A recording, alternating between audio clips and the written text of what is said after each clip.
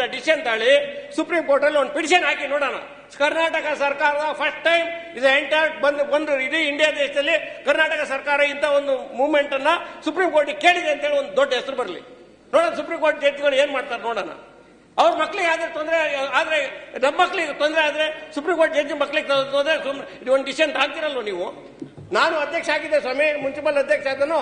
ನನ್ನ 2800 ನಾಯಿಯನ್ನ ಇದು ಮಾಂಸ ಕೊಟ್ಟು ಇದು ಹಾಕೋ ಮುಖಾಂತರ ಅವ್ರು ಸಾಯಿಸಿ ತೆಂಗಿ ಮರಕ್ಕೆಲ್ಲ ಉಣಿಸಿದ್ದೆ ನಾನು ಒಂದು ಕಾಲದಲ್ಲಿ. ಆಯ್ತು ಒಂದ್ಸರಿ ಜೈಲಿಗೆ ಹೋಗಂದ್ರಿ ಈ ಮಕ್ಕಳಿಗೋಸ್ಕರ ಅದಕ್ಕೂ ಹೋಗ್ಬಿಡೋಣ, ನೋಡೋಣ ಏನಾಗ್ತದೆ ನೋಡೋಣ. ದಯಮಾಡಿ ಅಧ್ಯಕ್ಷರೇ, ಬಹಳ ಗಂಭೀರವಾಗಿರ್ತಕ್ಕಂಥ ವಿಚಾರ.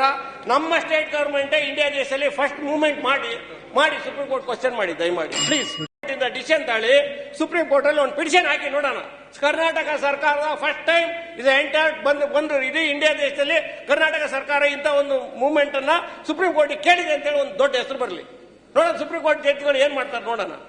ಅವ್ರ ಮಕ್ಕಳಿಗೆ ಆದ್ರೆ ತೊಂದರೆ ಆದ್ರೆ ನಮ್ಮ ಮಕ್ಕಳಿಗೆ ತೊಂದರೆ ಆದ್ರೆ ಸುಪ್ರೀಂ ಕೋರ್ಟ್ ಜಡ್ಜಿ ಮಕ್ಕಳಿಗೆ ತೊಂದರೆ ಇದು ಒಂದು ಡಿಸಿಷನ್ ಹಾಕ್ತಿರಲ್ವ ನೀವು. ನಾನು ಅಧ್ಯಕ್ಷ ಆಗಿದ್ದೆ ಸ್ವಾಮಿ, ಮುನ್ಸಿಪಲ್ ಅಧ್ಯಕ್ಷ ಆದನು.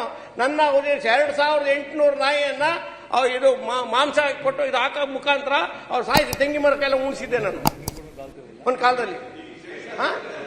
ಆಯ್ತು ಒಂದ್ಸರಿ ಜೈಲಿಗೆ ಹೋಗಂದ್ರಿ ಈ ಮಕ್ಕಳಿಗೋಸ್ಕರ ಅದಕ್ಕೂ ಹೋಗ್ಬಿಡೋಣ, ನೋಡೋಣ ಏನಾಗ್ತದೆ ನೋಡೋಣ.